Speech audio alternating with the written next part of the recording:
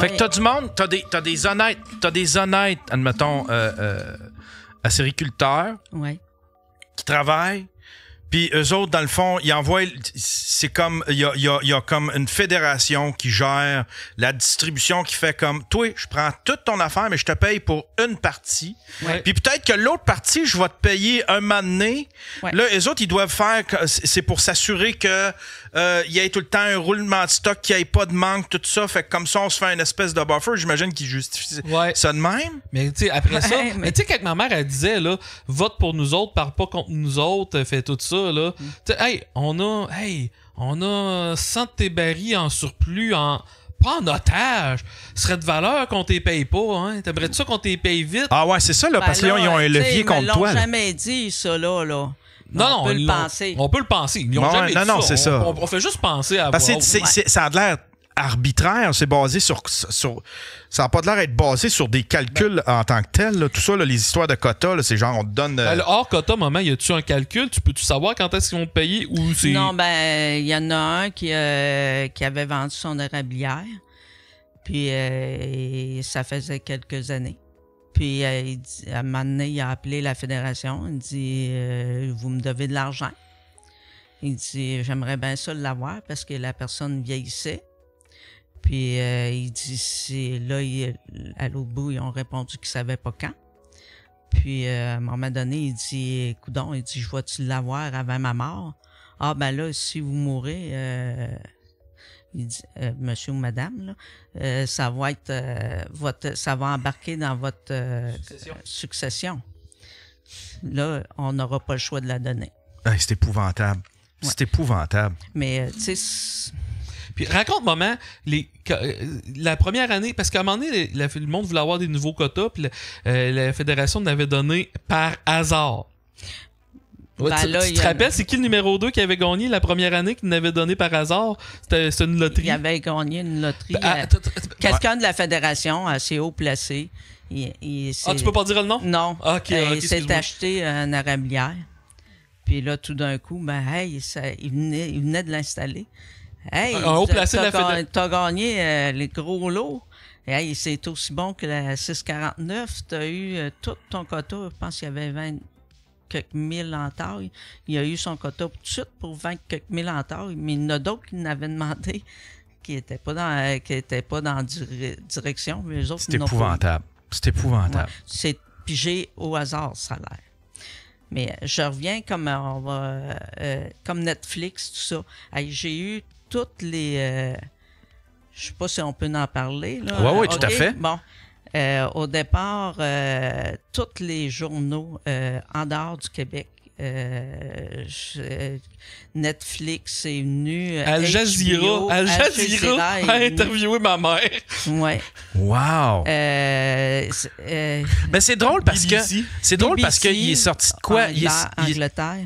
Il est sorti de quoi sur Netflix? Là, il sort de quoi? Il sort un film un peu basé sur tous ces événements-là, sur votre vie. Ça, je ne l'ai pas vu, là. C'est sur pas Prime. Ma vie, par exemple. Ils font passer que... C'est inspiré, mettons. J'ai hâte de voir. C'est inspiré.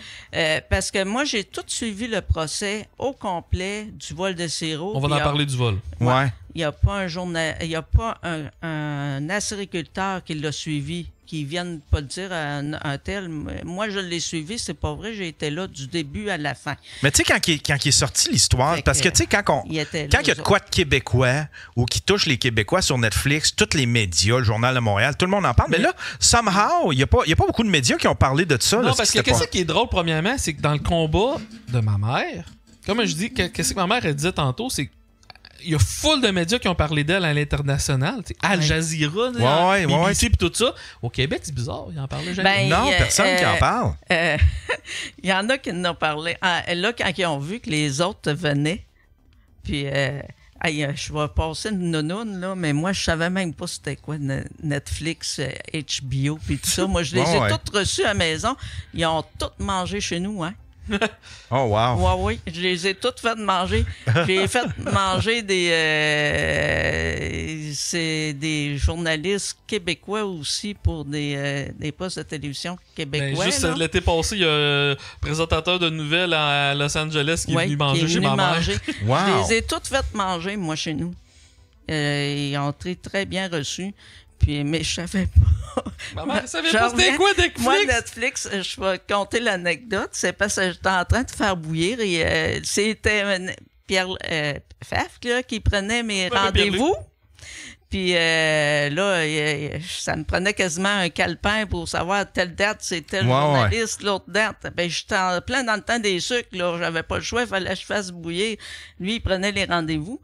Là, il me dit ça, Netflix, c'est correct. Moi, dans ma tête, c'était quelqu'un comme un journaliste, on va dire Radio-Canada. Puis tout ça. J'étais en train de faire bouillir. D'un coup, je vois rentrer ça. J'avais une grande vitrine, donc ma cabane.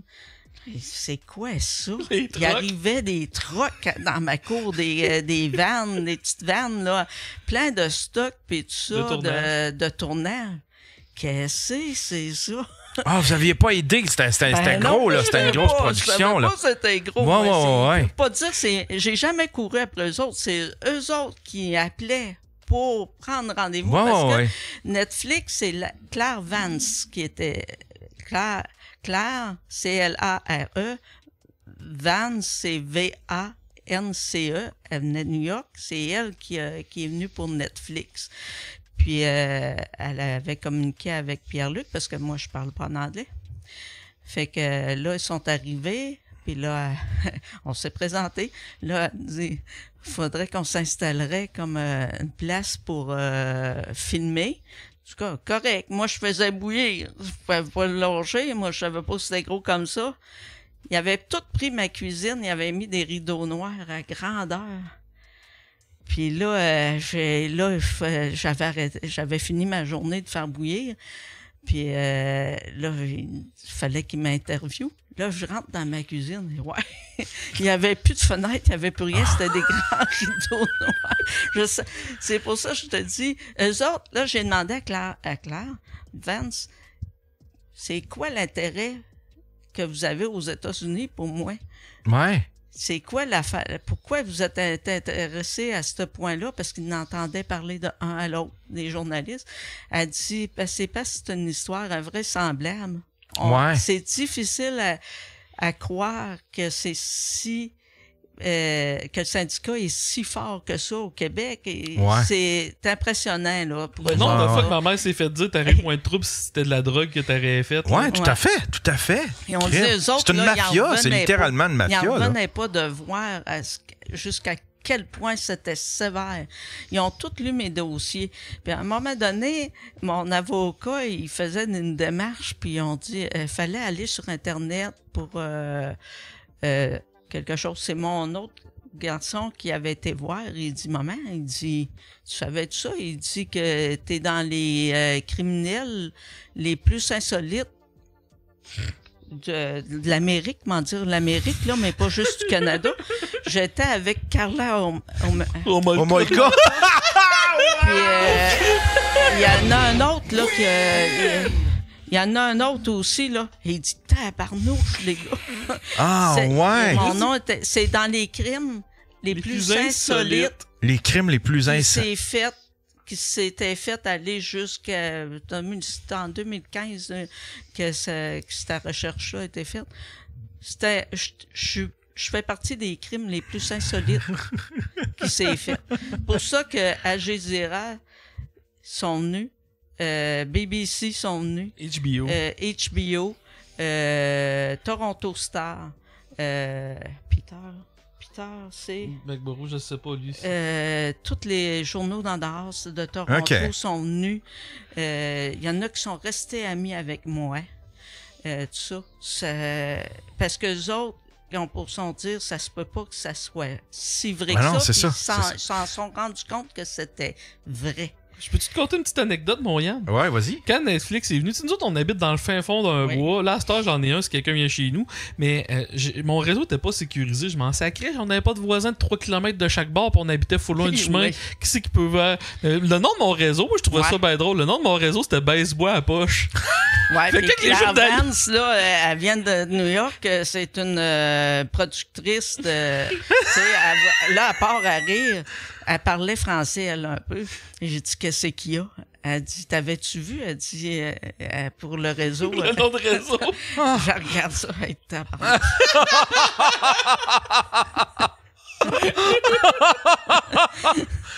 Fait que là, est-ce qu'on peut y aller là-dessus, le vol de sirop? Parce que ça c'est ça un peu qui a frappé l'imaginaire dans tout ça, là, parce que je veux dire, pour le commun des mortels, les histoires de syndicats, ça...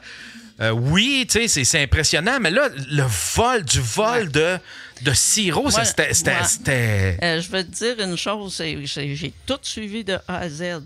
Puis à un moment donné, le directeur de la fédération dit, il y a un avocat qui posait une question. Il dit, comment vous faisiez pour vérifier si tout était correct à l'entrepôt?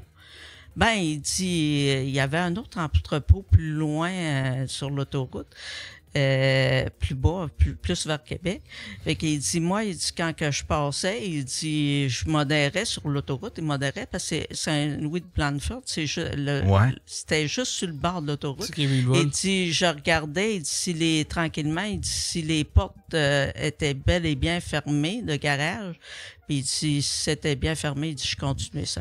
C'était bien surveillé. C'était bien surveillé. C'est très bien surveillé.